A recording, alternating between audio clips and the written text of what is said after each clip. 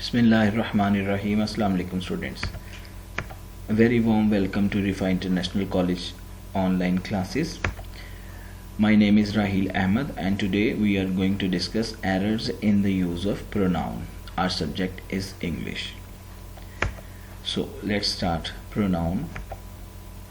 Well, before going to talk about the use of pronoun and the errors of the pronouns while writing, essay writing or correcting according to the paper pattern, we will have to understand what is a pronoun.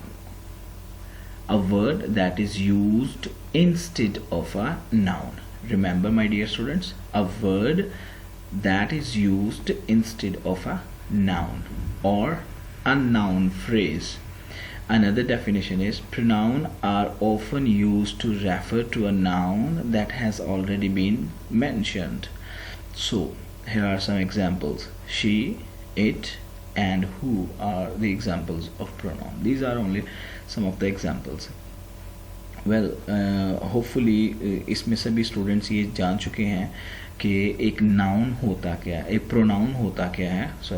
Pronoun होता क्या है. Pronoun basically वो word होता है जो basically noun को replace कर रहा होता है, नाउन की जगह पर इस्तेमाल कर रहा होता है. मैं उसकी एक एग्जांपल कुछ इस तरह से दूंगा. मिसाल के तौर पर आपने सब ने रॉबर्ट ब्रूस वाली स्टोरी सुनी होगी, 9th और 10th में लर्न की होगी बच्चों ने. ट्राई अगेन जिसका थीम है, और उसमें आपने देखा होगा कि एट द बिगिनिंग स्टोरी में द रॉबर्ट ब्रूस किंग का नाम लिया जाता है, उसके बाद द किंग ही यूज़ किया जाता है, द किंग और ही मे बी. तो these are actually you can say the pronouns. So let's start talk about the errors that happen actually while using pronoun in grammar. There are few steps, few points, few things that need to be understand the use of pronoun, the kind, their actually cases of कि किस लिहाज से किस किस्म के जो है pronoun वो किस तरह से हमारे सामने आते हैं और उनकी हालतें कैसी कैसी होती हैं. A pronoun is a word use in a place of a noun. जैसे मैंने पहले भी बताया, एक और जगह पे इसकी डेफिनेशन जो है वो बयान की गई है. The following table actually is a personal pronoun is very important. ये आपको समझना पड़ेगा स्टूडेंट्स को अच्छी तरह से कि पर्सनल प्रोनाउन जो है वो बेसिकली होता क्या है और उनकी हालतें कैसी कैसी होती हैं, और वो जब तब्दील होती हैं हालतें तो उनमें जो तब्दीली के साथ साथ उनका यूजेज जो है वो डिफरेंट होता चला जाता है. So make sure that you know everything about personal pronouns. So this table will students hopefully will help you a lot to understand kind of cases of noun, और हालतें जो हैं उनको समझने में आपकी मदद मिलेगी. हमारे पास फर्स्ट पर्सन प्रोनाउन है, सेकंड पर्सन प्रोनाउन है और थर्ड पर्सन प्रोनाउन है. फिर उनकी हालतें आ जाती हैं. सब्जेक्टिव केस है, ऑब्जेक्टिव केस है, पोजेसिव है और रिफ्लेक्सिव केसेस है. ठीक है. फाइली इसको हालत कहते हैं, मफऊली हालत ऑब्जेक्टिव को कहते हैं, पोजेसिव को अपना यानी कि मलकियत के जुमरे में जो आता है जिसको आप ऑन कर रहे होते हैं. फिर उसके बाद रिफ्लेक्सिव केसेस आता है जो खुद से चीज़ों को रिप्रेजेंट कर रहे होते हैं, जिसमें सेल्फ का इस्तेमाल होता है. तो फर्स्ट पर्सन प्रोनाउन में हमारे पास सिंगुलर और प्लूरल की अकसाम भी आ जाती हैं, और इसमें सब्जेक्टिव केसेस भी हैं. इसमें सब्जेक्टिव केस हैं और बाकी जो दूसरे हैं थर्ड पर्सन भी है. इसमें आप you just can read it and get and also to be understand and familiar about it. Now the following nouns must take nouns after them. The following pronouns must take noun after them. वो कौन से noun है जिनके बाद जो है वो object होना ज़रूरी है. My, our, your, her, their etcetera. मंदरज झैल प्रोनाउन के बाद नाउन्स का आना ज़रूरी है, यानी कि noun as an objective case जो है वो आना ज़रूरी है. ऑब्जेक्टिव केस इनका पर्सनल प्रोनाउन की बात नहीं मैं यहाँ पे कर रहा, ये याद रखिएगा. यहाँ पर मैंने दो एग्जांपल सामने रखी हुई हैं आपके. दिस इज़, पहले आप इस मेन एग्जाम्पल को देखने की बजाय पहले आप हाफ एग्जाम्पल देखें. This is my, for example मैंने यहाँ पे रूल ये रखा हुआ है, ये रूल ये अप्लाई आपके सामने डिस्कस कर रहा हूँ कि द फॉलोइंग प्रोनाउंस, अब उर्दू में देखते हैं आप ताकि बच्चे ज़रा अच्छी तरह से अंडरस्टैंड कर पाएँ.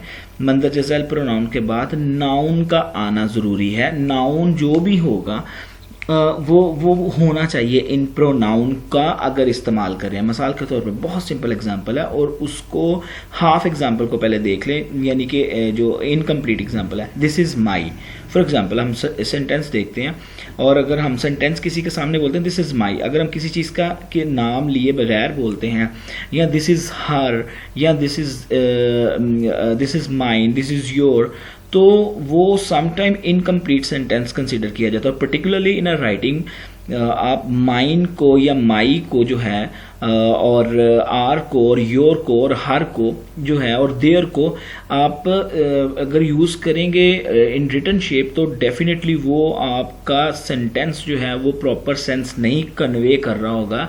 इनके बाद ऑब्जेक्ट का होना, नाउन का होना एज एन ऑब्जेक्ट, यानी कि किसी चीज़ का होना बहुत ज़रूरी है. एग्जाम्पल्स आपके सामने, this is my book, right, और this is mine, it means के दैट कि यहाँ पर ये जो किताब है वो मेरी है, और दिस इज़ माई ये भी मतलब दे तो रहा है कि ये किताब मेरी है, लेकिन इसकी दूसरी ये है, ये इनकम्प्लीट सेंटेंस में आता है और ये रॉन्ग तस्वुर होता है. लिहाजा इस चीज़ की मिस्टेक लिखते वक्त हरगिज़ नहीं करनी चाहिए. हमें मुकम्मल सेंटेंस लिखना चाहिए. स्टूडेंट्स को इसका ध्यान रखना चाहिए.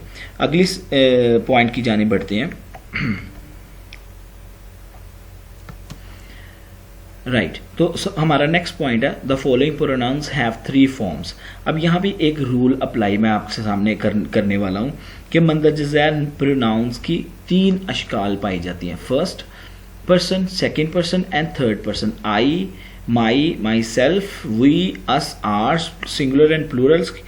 You, yourself, yourselves, thou and thyself. Remember these thou and thyself actually the old use of you and yourself. ठीक है, याद रखिएगा.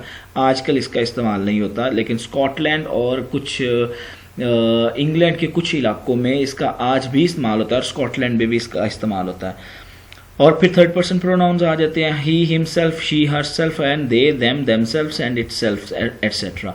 अब याद रखिएगा इनका एक ख़ास इस्तेमाल है, इनका एक ख़ास तरीका है इस्तेमाल करने का.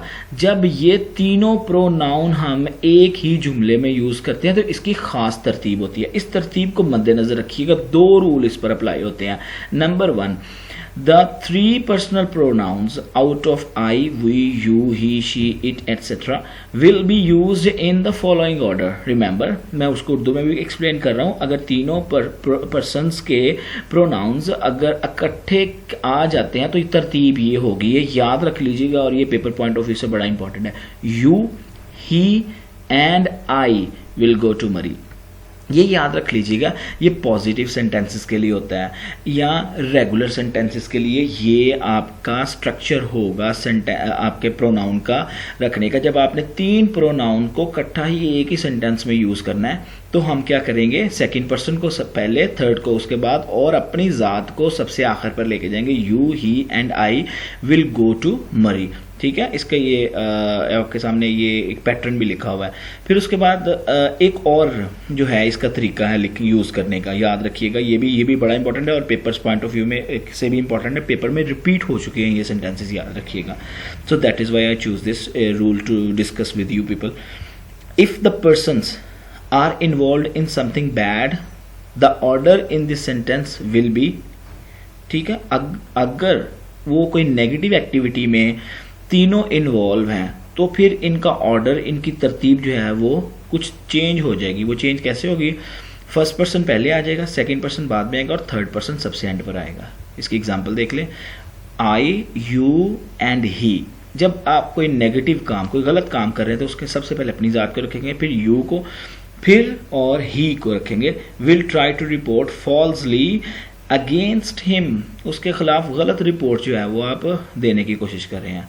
आई, you and Aslam will lie about this matter, के असलम, हम जो हैं सभी इस मैटर के मामले में जो है इसमें गलत जो है इंफॉर्मेशन, झूठ बोलेंगे.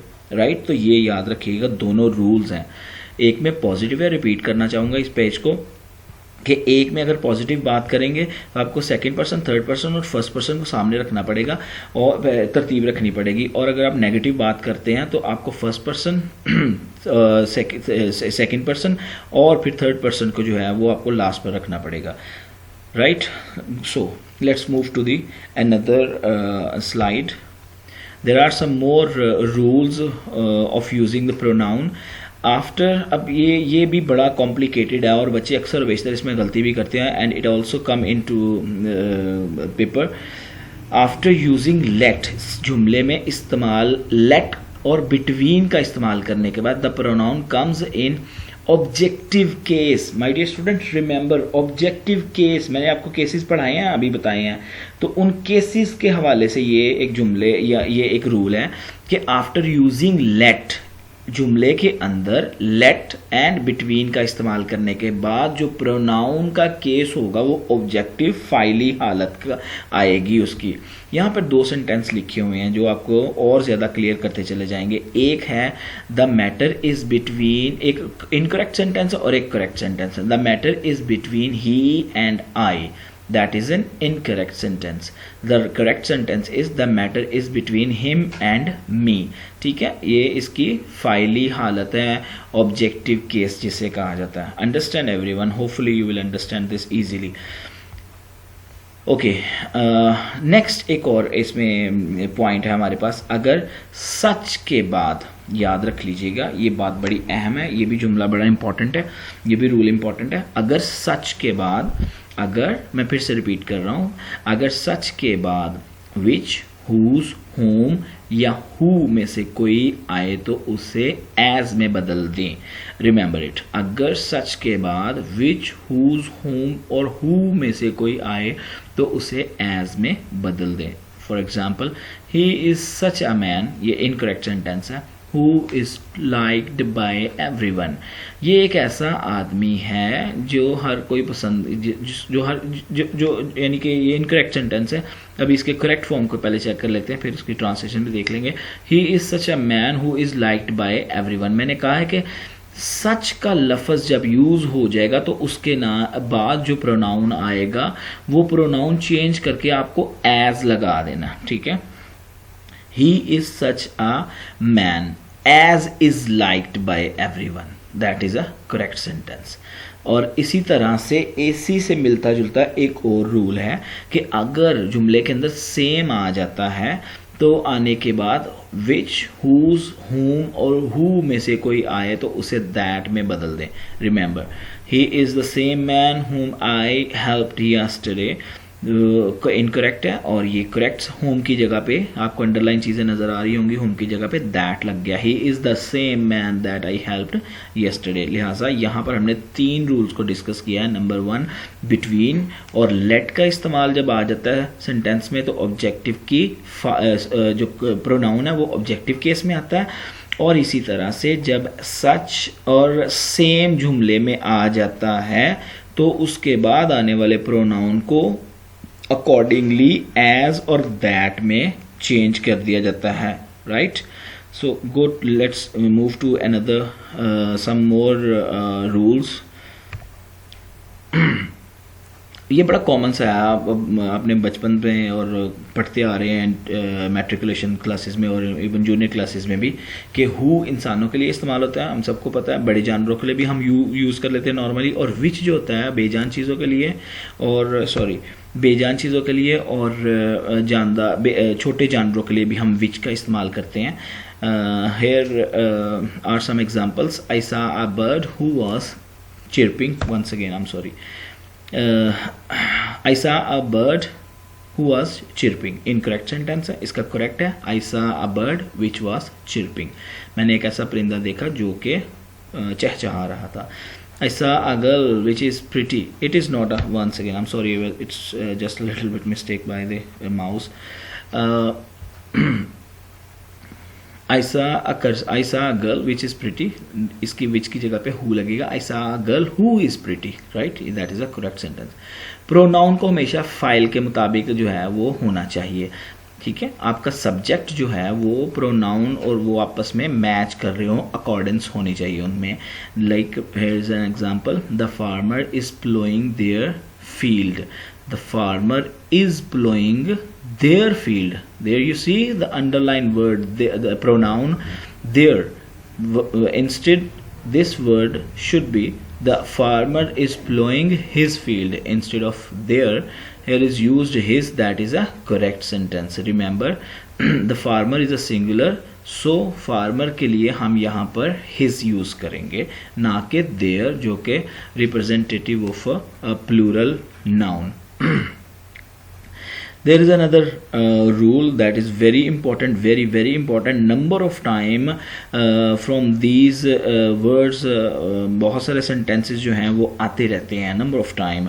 अगर किसी फिक्रे के शुरू में either, anyone, neither, none, many, every और each में से कोई हो तो फिक्रे में pronoun और verb जो है वो वाहिद होंगे.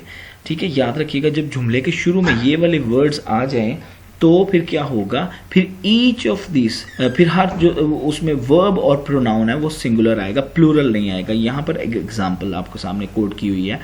Each of these boys are doing their duty.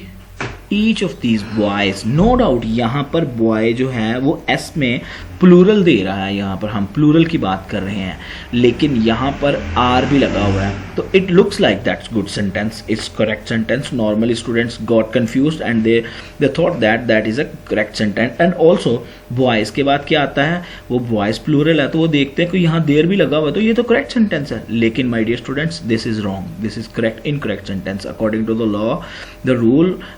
Each of these boys, no doubt ये बॉयज ही रहेंगे, लेकिन इनकी जगह पे जब क्योंकि ईच लग गया, क्योंकि ईच का मतलब ही कि उनमें से कोई एक, ठीक है, ईच या हर कोई में से एक लड़के की बात हो रही है तो इज डूइंग हिज ड्यूटी आएगा. अंडरलाइन की हुई है चीज़ें, अगर आप शायद आपको नज़र आ रही है, मेरा नहीं ख्याल नज़र आ रही होंगी, काफ़ी लाइट है. तो इज आएगा आर की जगह पे और देयर की जगह पर हिज आएगा, चूंकि हम सिंगुलर सब्जेक्ट की बात कर रहे हैं. यहाँ बॉयज़ जो हैं वो सिंगुलैरिटी में आ रहे हैं. तो ये आज का कुछ जो था वो मैंने जो मोस्ट इम्पॉर्टेंट और जो मेजर रूल्स थे उनको आपके सामने डिस्कस किया. होपफुली आपको इनको अंडरस्टैंड कर चुके हैं. And surely after completing the next exercise at your home, these rules will be inshallah understand by you. So this is the exercise for the practice.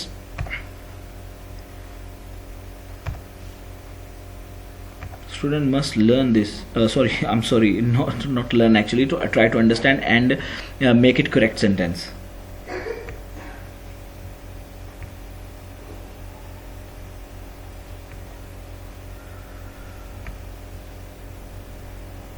I'm not going to repeat it in front of you.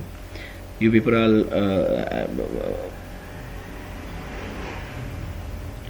so that is the end of the today's topic. Assalamu alaikum.